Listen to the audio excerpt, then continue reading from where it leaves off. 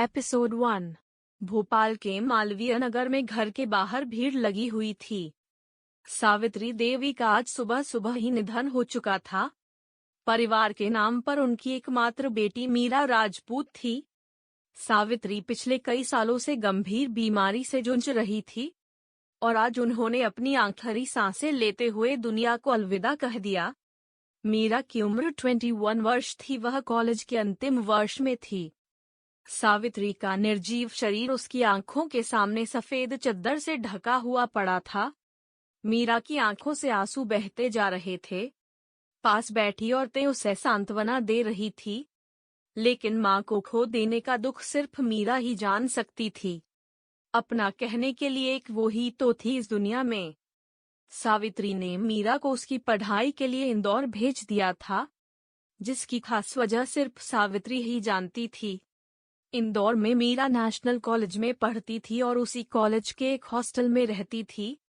मीरा बहुत ही कम बोलने वाली लड़की है, वह अपना अधिकतर समय किताबों में ही बिताया करती थी। कॉलेज में उसकी एकमात्र दोस्त थी निधि व्यास, जो कि इंदौर में रहती थी। अपने परिवार के साथ निधि और मीरा दोनों बहुत अच्छी दोस्त थी। कॉलेज के 2 साल दोनों ने साथ साथ ही पूरे किए थे, लेकिन निधि मीरा को अब बहुत कम जान पाई थी। वजह थी मीरा का अंतर्मुखी होना, या शायद हालातों ने उसे उम्र से पहले ही परिपक्व बना दिया। मीरा इस बार बिना निधि को बताए भोपाल आ गई थी। सावित्री के अंतिम संस्कार की तैयारी हो चुकी थी। जब उनके पार्थिव शरीर को ले जाया जाने लगा तो मीरा जोर जोर से रो पड़ी। औरतों ने उसे संभाला, लेकिन कोई उसे रोक नहीं पाया। वह दौड़कर बाहर आई और कहने लगी, हम भी साथ जाएंगे। बिटिया, औरत शमशान में नहीं जाती है। वहां खड़े एक बुजुर्ग ने कहा, हमें कुछ नहीं सुनना, हम भी साथ जाएंगे। मीरा ने कहा, चलने दीजिए काका, मुखाग्नि के लिए किसी अपने का होना भी जरूरी है। और आजकल क्या लड़का क्या लड़की, चलने दीजिए। पास खड़े विश्वनाथ ने बुजुर्ग आदमी से कहा। सभी वहां से सावित्री का पार्थिव शरीर लेकर निकले। आंखों में आंसू भरे, हाथ में अग्नि का पात्र पकड़े मीरा चले जा रही थी। उसके बेजान पैरों में जैसे हिम्मत ही नहीं थी। माँ के साथ उसने बहुत कम वक्त गुजारा था। ना जाने वो कौन सी वजह थी जिससे माँ ने उसे हमेशा खुद से दूर रखा। सोचते हुए और बीती बातों को याद करते हुए शमशान आ चुका था। सावित्री का अंतिम संस्कार किया गया। इकलौती वारिश होने के कारण उसी ने मुखाग्नि भी दी। उन पलों में मीरा को संभालना बहुत मुश्किल हो रहा था। वहां मौजूद सभी की पलकें नम हो गई। 1 महीने बाद मीरा इंदौर आई। उसने कपड़े बदले और अपनी बुक्स उठाए कॉलेज आ गई। कॉलेज आकर उसने प्रिंसिपल से बात की और उन्हें अपनी मां के देहांत के बारे में बताया। चूंकि मीरा कॉलेज की सबसे होनहार स्टूडेंट थी, इसलिए प्रिंसिपल ने उसकी 1 महीने की लीव को मान लिया। मीरा प्रिंसिपल का शुक्रिया अदा करके बाहर आ गई। क्लास शुरू होने में अभी वक्त था, इसलिए वह आकर बेंच पर बैठ गई और उदास आंखों से जमीन को निहारने लगी। तभी एक जानी पहचानी आवाज उसके कानों में पड़ी। ओह, हम मैडम जी, कहा थी इतने दिन ना फोन ना मैसेज, आखिर चल क्या रहा है तुम्हारे दिमाग में। मीरा आवाज की दिशा में पलटी। सामने निधि खड़ी थी। मीरा ने कोई जवाब नहीं दिया तो निधि उसके पास बैठ गई और प्यार से कहा, क्या हुआ मीरा, सब ठीक तो है ना? निधि की बात सुनकर मीरा की आंखें डबडबा गई। नीचे जमीन की ओर देखते हुए कहा, मां नहीं रही निधि। क्या ये कब हुआ और तुमने मुझे बताया क्यों नहीं? निधि ने चौंकते हुए कहा, क्या बताती निधि, मैं खुद भी नहीं जानती थी कि माँ किस दर्द से गुजर रही है। मैं कुछ जान ना पाऊँ, इसलिए उन्होंने हमेशा मुझे खुद से दूर रखा और देखो वो हमेशा हमेशा के लिए मुझसे दूर चली गई। कहते कहते मीरा की आंखों में आंसू भर आए। निधि ने मीरा का हाथ अपने हाथ में लिया और उसकी आंखों में देखते हुए कहा, तुम अकेली नहीं हो मीरा, मैं हूं ना तुम्हारे साथ, दोबारा ऐसी बात मत कहना। मीरा ने निधि को गले लगा लिया। निधि उसे हिम्मत बंधाती रही। क्लास का वक्त हुआ तो दोनों उठकर क्लास की ओर चली गई। मीरा को अपना ख्याल रखने का बोलकर निधि घर चली गई, लेकिन आज उसका मन बहुत उदास था। वह बस मीरा के बारे में ही सोचती रही। अगली सुबह हॉस्टल वार्डन ने मीरा से कमरा खाली करने को कहा। पिछले 1 महीने से उसके कमरे का किराया नहीं आया था। मीरा ने कुछ दिन की परमिशन मांगी, लेकिन वार्डन ने साफ शब्दों में उसे कमरा खाली करने को कह दिया। किसी ने उसकी मदद नहीं की। मीरा ने अपना सामान समेटा और बैग में जमाने लगी। उसके पास जो पैसे थे वो तो माँ के अंतिम संस्कार और उसके बाद के कामों में खर्च हो गए थे। अनजान शहर में आखिर मदद भी ले तो किसकी। मीरा बहुत ही स्वाभिमानी लड़की थी और इसलिए उसने अपनी ये परेशानी निधि को नहीं बताई। भोपाल वापस जाने के अलावा मीरा के पास अब कोई और रास्ता नहीं था। अपने बैग लेकर वह हॉस्टल से निकल गई। निधि जब कॉलेज आई तो क्लास में मीरा को ना देखकर उसने अपने साथ बैठी रागिनी से पूछा, जो कि उसी हॉस्टल में रहती थी। ए रागिनी, मीरा कहाँ है? वो कॉलेज क्यों नहीं आई? अरे तुझे पता नहीं क्या आज वार्डन मैडम ने उसे हॉस्टल से निकाल दिया? रागिनी ने फुसफुसाते हुए कहा। व्हाट पर क्यों? निधि ने हैरानी से कहा। क्योंकि उसने हॉस्टल के रूम का किराया नहीं दिया था। अब मुझे डिस्टर्ब मत करो, पढ़ने दो, रागिनी ने कहा और बुक्स में नजरें गड़ा ली। निधि ने सुना तो सोचने लगी, इतना सब हो गया और मीरा ने मुझे बताया तक नहीं।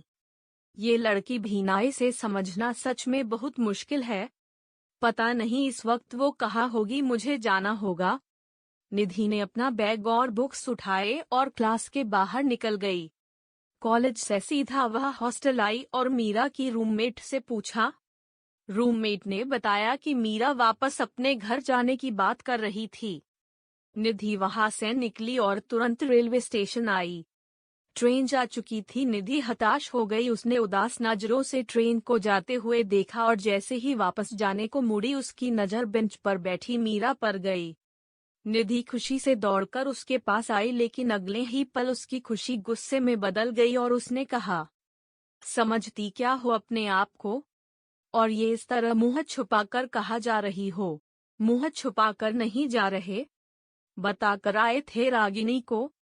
मीरा ने धीमे स्वर में कहा, और तुम्हें लगता है मैं तुम्हें ऐसे जाने दूंगी? निधि ने गुस्से से कहा, पर अब यहाँ करेंगे भी क्या?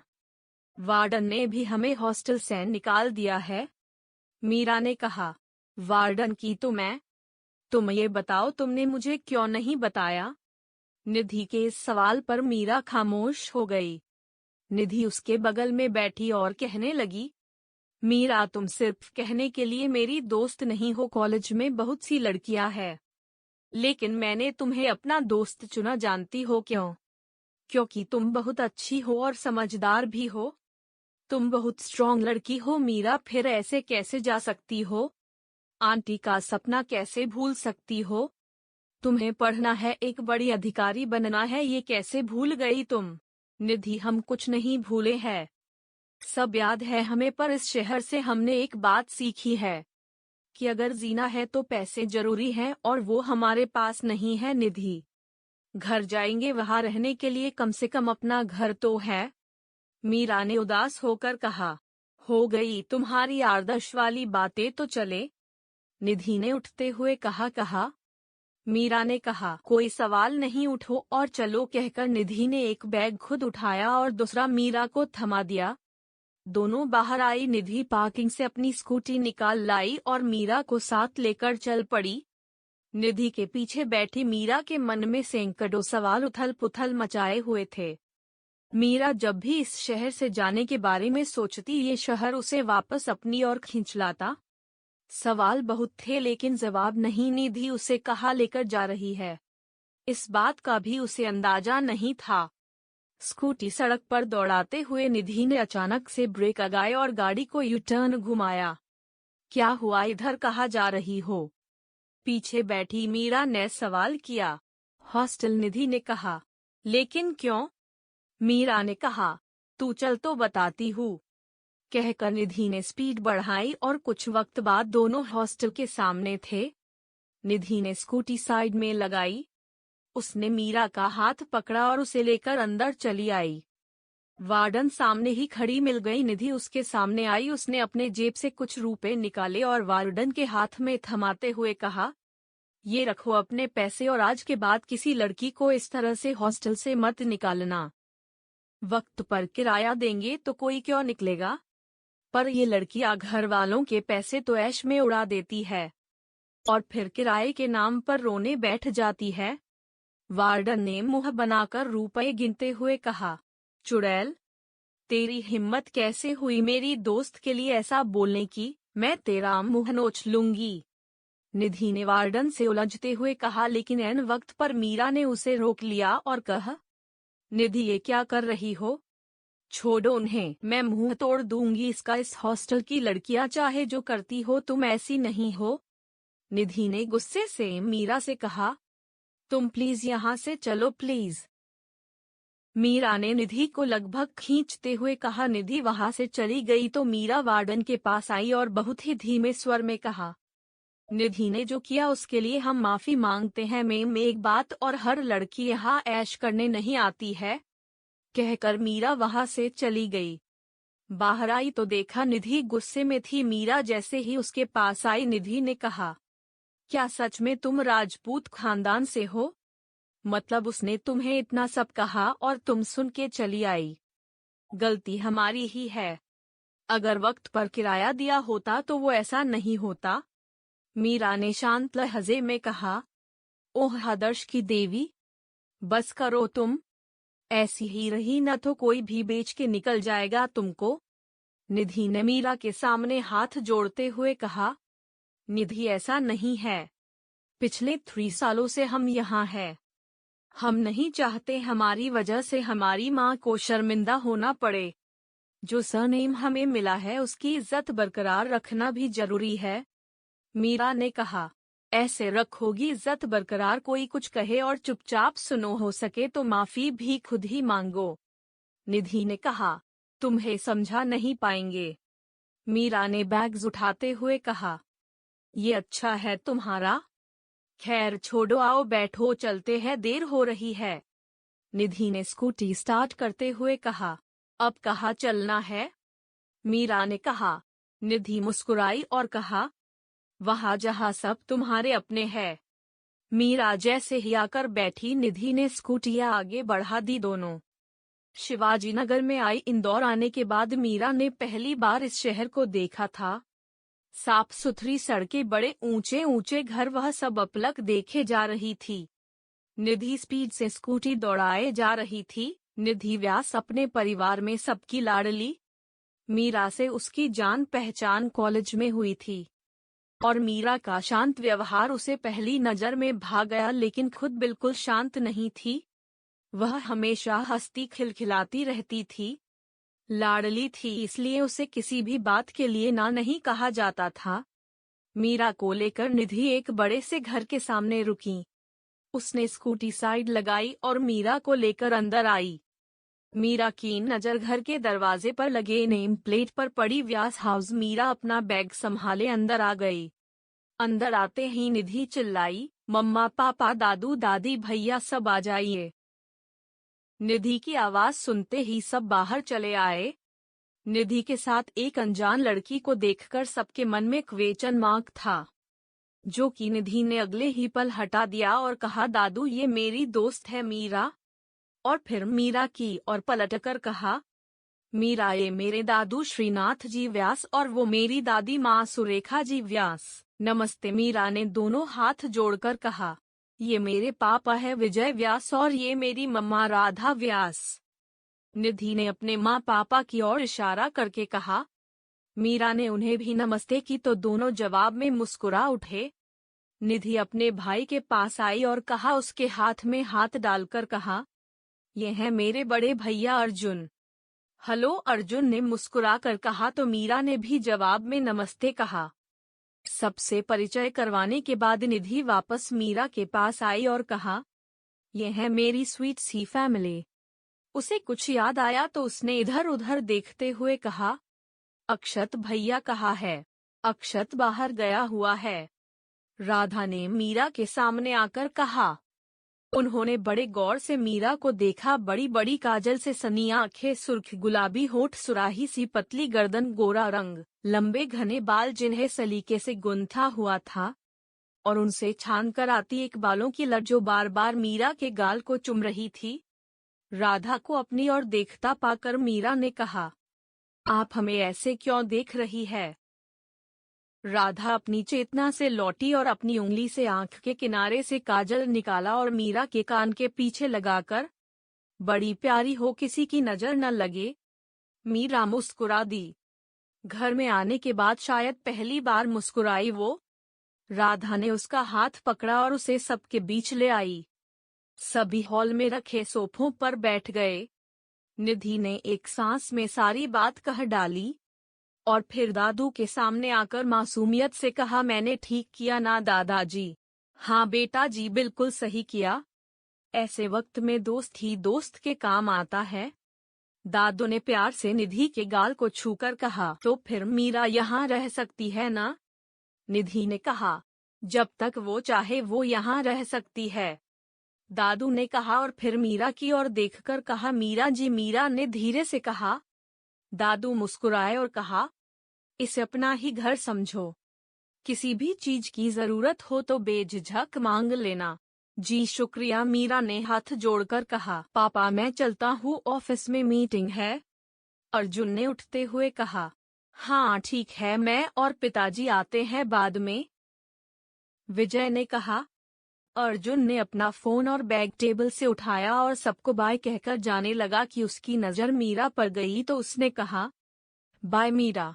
बाय मीरा ने धीरे से कहा। चलो बेटा, पहले तुम दोनों कुछ खा लो, राधा ने कहा और दोनों को अपने साथ डाइनिंग टेबल की ओर ले आई। निधि और मीरा वहां आकर बैठ गई। राधा ने दोनों के लिए खाना परोसा। दादी माँ उठकर बाहर टहलने निकल गई। सर्दियों का वक्त था और इस मौसम में बस धूप ही सहारा होती है। दादी माँ बाहर बगीचे में आकर धूप सेकने में लगी हुई थी। विजय और श्रीनाथ जी भी कुछ देर बाद बाहर निकल गए। निधि ने खाना शुरू किया लेकिन मीरा खामोश बैठी थी। उसे खामोश देखकर राधा ने प्यार से कहा, क्या हुआ बेटा, खाओ ना। हम, मीरा ने भरे हुए गले से कहा। राधा ने उसके कंधे पर हाथ रखते हुए कहा, तुम्हारा दर्द मैं बांट तो नहीं सकती लेकिन उसे कम जरूर कर सकती हूँ। ये सब लोग तुम्हारे साथ है बेटा। मीरा ने नम आंखों से राधा की ओर देखा तो राधा ने प्यार से उसके चेहरे को अपने हाथों में लेकर कहा, इतनी प्यारी बच्ची उदास बिल्कुल अच्छी नहीं लगती। अब खाना खाओ, ठंडा हो रहा है। तब तक मैं तुम्हारे रहने का बंदोबस्त कर देती हूँ। राधा वहां से चली गई। मीरा को सब बहुत अच्छे लगे पर सबसे ज्यादा अच्छी राधा लगी। उसमें वह अपनी माँ की छवि देख पा रही थी। खाना खाने के बाद निधि उसे अपना घर दिखने लगी। घर काफी खूबसूरती से बनाया हुआ था। नीचे एक तरफ दादा दादी का कमरा था, उससे लगकर पूजा घर जहाँ बड़ी सी शिव पार्वती की मूर्ति थी। मंदिर से लगकर ही रसोई घर था जिसके सामने डाइनिंग बना हुआ था। विजय और राधा का कमरा सीढ़ियों के बिल्कुल पास से लगकर था और एक था ऑफिस रूम जहां बैठकर काम की बातें की जाती थी। घर के पीछे की तरफ बगीचा था जिसमें हरी घास फैली हुई थी और एक कतार में गमलों में पौधे लगे हुए थे। ये सब दिखाकर निधि मीरा को ऊपर लेकर आई जहां 3 कमरे और एक बड़ा सा हॉल बना हुआ था, जहां 2 कमरे साथ थे और तीसरा इनसे अलग बिल्कुल सामने हॉल से मिलाकर बनाया हुआ था। इनमें से एक कमरा अर्जुन का था और एक निधि का। सामने जो कमरा था उसके बारे में निधि ने मीरा से कुछ कहा नहीं, मीरा ने भी नहीं पूछा। निधि जैसे ही दरवाजा खोलकर अपने कमरे में आई, एक तेज बदबू से दोनों ने अपना नाक बंद कर लिया। निधि ने दरवाजा वापस बंद किया और मम्मा को आवाज लगाई। राधा ऊपर आई और कहा, सॉरी बेटा, वो आज सुबह गलती से तुम्हारे कमरे में क्लीनर की बोतल टूट गई। मैंने साफ करने को कहा है, रघु कर देगा, लेकिन तब तक हम लोग कहाँ जाए? मीरा को फ्रेश भी होना है, हालत देखो इसकी। निधि ने कहा, एक काम करो ना, तब तक नीचे मेरे वाला रूम इस्तेमाल कर लो। राधा ने कहा, रहने दीजिए, मैं अर्जुन भैया का कमरा यूज कर लूंगी। निधि ने कहा, ठीक है, कहकर राधा चली गई। दोनों अर्जुन के कमरे में आई। मीरा ने देखा कमरा बिल्कुल साफ सुथरा और व्यवस्थित था। एक एक चीज सलीके से रखी हुई थी।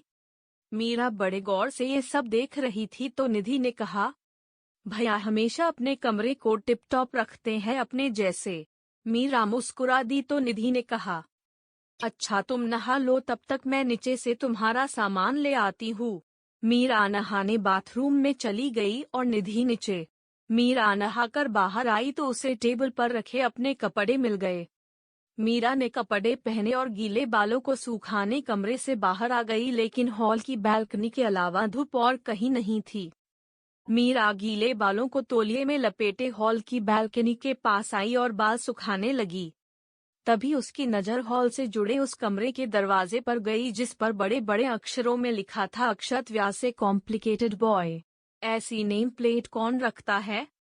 कहते हुए मीरा वहां से चली गई।